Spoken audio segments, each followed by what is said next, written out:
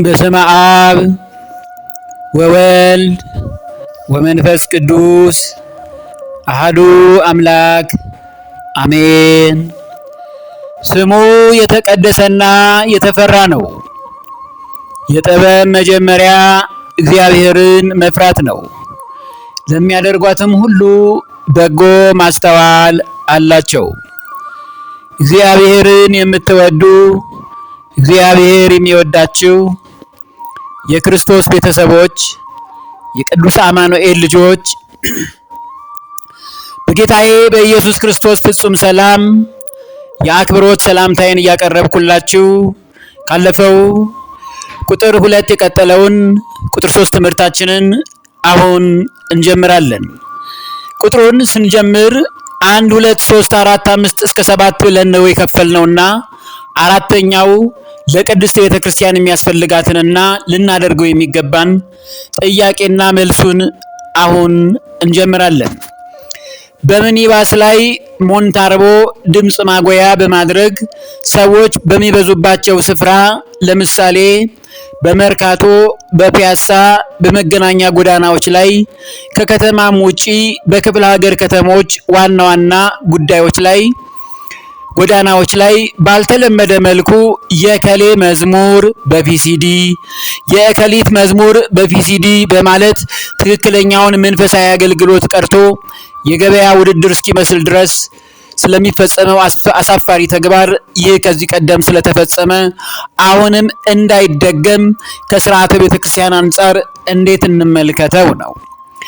አሁን ላይ እንዲህ አይነት መሰሉ ተግባር ግርግሩ ብዙም ባይታይም ነገር ግን ዳግመኛ ለመጪው ትውልድ ይጠቅማቸው ዘንድ ትክክለኛ ያልሆነውን አድካሚ ተግባር ከመሆኑ አንጻር ትምህርት ሰጥተንበት እናልፈዋለን ማለት ነው። እውነት ነው። ባለፈው ጊዜ ቤተክርስቲያናችንን ካጨናነቋት ነገሮች አንዱ ይህ ተግባር ነው።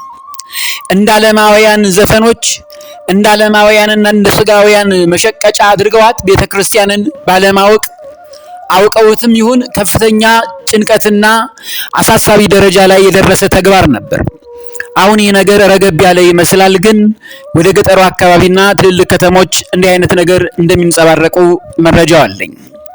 ከዚህ አንጻር እንዲህ አይነት ተግባር እንደ ክርስቲያን እንደ ሥርዓተ ቤተክርስቲያን ተገቢ አይደለም። መንፈሳዊ ተልእኮ ሰዎችን እግዚአብሔር ከጥፋት ያድናቸው ዘንድ በመዝሙርም በቃለ እግዚአብሔር ስብከትም ያላወቁትን እንዲረዱ በጥበብና በማስተዋል ተደራሽነቱን ማድረግ እንጂ በእንደዚህ አይነት መልኩ ለገበያ ውድድር እስኪመስል ድረስ ሽኩቻ መፍጠር ክርስቲያናዊ ስነ ምግባር አይደለም።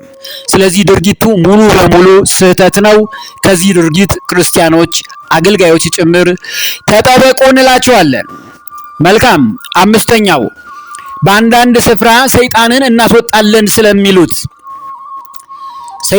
እናስወጣለን ባህታውያንም ሆኑ ቃለ እግዚአብሔርን የሚያስተምሩ አገልጋዮች ይህ መልእክት አንዳንድ ሰዎችን ብቻ ነው የሚመለከታቸው።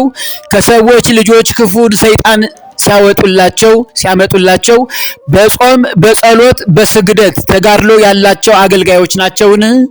ክፉ መንፈስን ሲያስወጡ ማለት ነው። እንዲህ ከሆነ ክፉ መንፈስ በመንፈስ ቅዱስ ኃይል ነው የሚወጣው ማለት ነው።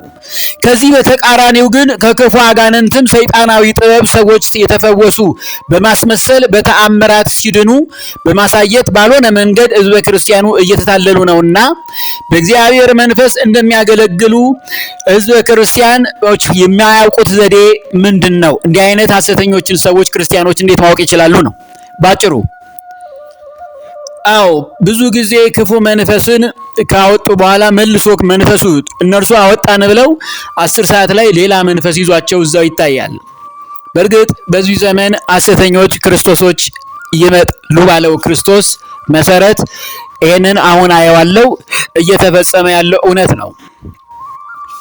በጣም በሚያሳዝን ሁኔታ ሐሰተኞች መምህራን ባህታዊ ነን ባይ አገልጋዮች ነን ካህናት ነን ክፉ መንፈስ እናስወጣለን በሚል ከህዝብ ገንዘብን የሚሰበስቡ አባቶች እንዳሉም ሰምተናል። አሉም አገር ያወቀው ፀሐይ የሞቀው የአደባባይ ምስጢር ነው።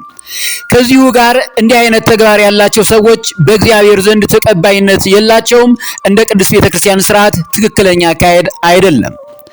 ከዚሁ ጋር የቅድስት ቤተክርስቲያናችንን ጌጣጌጦቿ የሆኑትን መነኮሳት ጌጦቿ ናቸው። ቅድስት ቤተክርስቲያናችን መነኮሳት፣ መነኮሳያት፣ ባህታውያን፣ ገዳማውያን፣ ገዳማውያት፣ መናንያን፣ ባህታውያን ጭምር የቅድስት ቤተክርስቲያን እንቁ ሀብቶቻችን ናቸው። ጠላት ዲያብሎስ ድል ከሚያደርጉበት ንዋያተ ቅድሳት አንዱ የሆነውን የጸሎት መቁጠሪያ ነው። ዛሬ ግን በማንኛውም ተራ ክርስቲያኖች ዘንድ በእጃቸው ላይ እንዲያስሩት መደረጉና በመኪናዎቻቸው ላይ ማንጠልጠላቸው ከሥርዓተ ቤተክርስቲያን አንጻር አግባብነት አለውን የሚል ጥያቄ ተነስቷል። በአብዛኛውን የመቁጠሪያ ቁጥሮች በ120ው የኢየሱስ ክርስቶስ ቤተሰቦች 120 ቁጥር ያለው ሊሆን ይችላል። በእመቤታችን ዕድሜ 64 ቁጥር ነውና በዚህም 64 መቁጠሪያዎች ሊሆኑ ይችላሉ።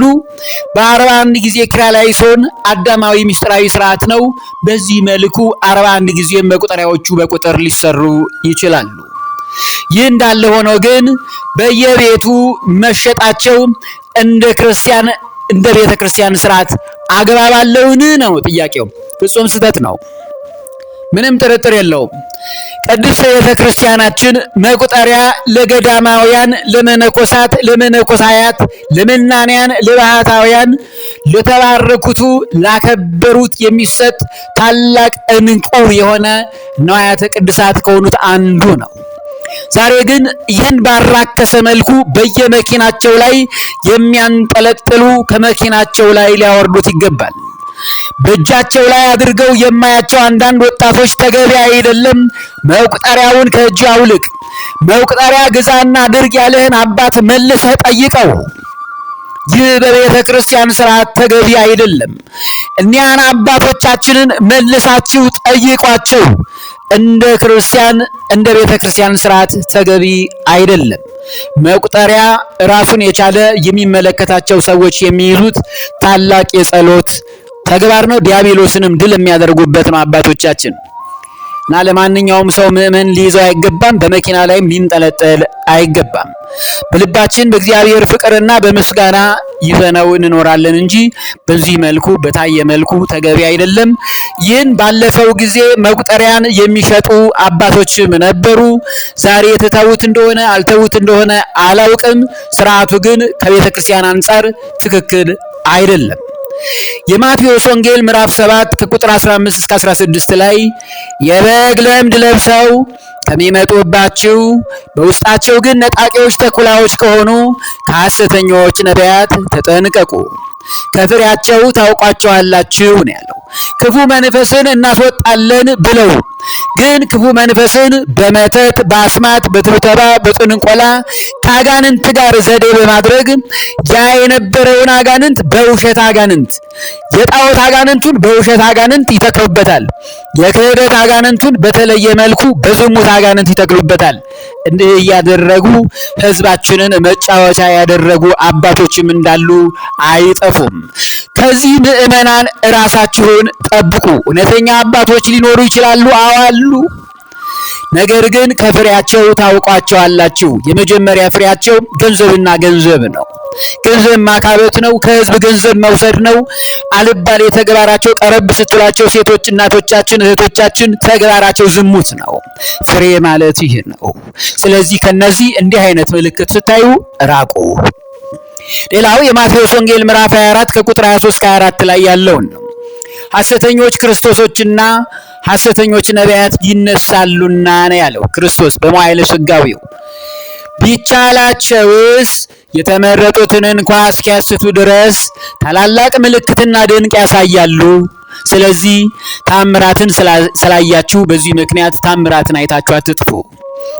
እግዚአብሔር አባቶቻችንን መርቆ ቀድሶ ባርኮ ሲሸኛቸው አጋንንትን ለአንዴና ለመጀመሪያም ለመጨረሻም ጊዜ አላቀው አንድ ሳንቲም አይቀበሉም። ዛሬ በተቃራኒው ለአባቶቻችን የሚያስፈልገውን የአገልግሎት ጉድለት ሊያሟሉላቸው ምዕመናን ይገባ ነበር። ከዚያ ውጭ ግን ከምዕመናን ብዙ ሺህ ገንዘብ እየቆጠሩ መውሰድ ክርስቲያናዊ ስነ ምግባር አይደለም።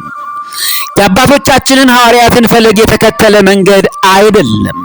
እውነተኛ ካህን የእግዚአብሔርን ክብር ያስከብራል፣ ቤተክርስቲያንንም እንዲሁ ከፍ ያደርጋታል።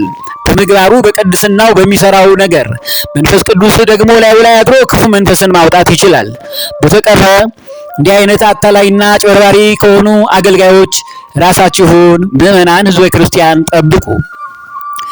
አባቶቻችን ሐዋርያት የካህናት አለቆችና የመቅደስ አዛዥ ሰዱቃውያን ወንጌልን እንዳያስተምሩ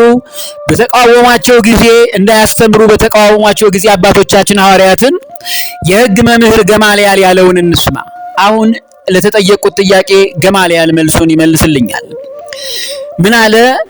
ምን አላቸው? ስለ ደቀ መዛሙርቱ ያለውን እንስማ። የሐዋርያት ሥራ ምዕራፍ 5 ከቁጥር 38 እስከ ቁጥር 39 ላይ አሁንም እላችኋለሁ ከእነዚህ ሰዎች ተለዩ፣ ተዋቸውም። ይህ ሐሳብ ወይም ይህ ሥራ ከሰው እንደሆነ ይጠፋልና ከእግዚአብሔር እንደሆነ ግን ታጠፏቸው ዘንድ አይቻላችሁም። በእርግጥ ከእግዚአብሔር ጋር ስትጣሉ ምናልባት እንዳትገኙ ነው ያላቸው ገማልያል። ፍርዱን በዚህ መልኩ ነው ያደረገው። እኔም ለተጠየቁት ጥያቄ መልሱ ገማልያል የተናገረውን ነው። እግዚአብሔር የላካቸው ከሆነ ስራቸው ፍጹም ሆኖ ከምድር ምስክርነት የሰማይ ጸጋና ምስክርነታቸውም እየበዛ ይገለጣል። ከሰው ከሆነ ግን ይጠፋል ነው ያለው። ብዙ እናውቃለን የሚሉ የቅድስናውን መንበር ጨምረናል ጨብጠነዋል የሚሉ ባህታውያን ገዳማውያን ዛሬ የሉም። ሲጀመር ባህታውያን ከተማ ውስጥ ምን ያደርጋሉ? እንዲህ ብሎ የሚጠይቅ ምዕመን የለም፣ ሕዝበ ክርስቲያን የለም።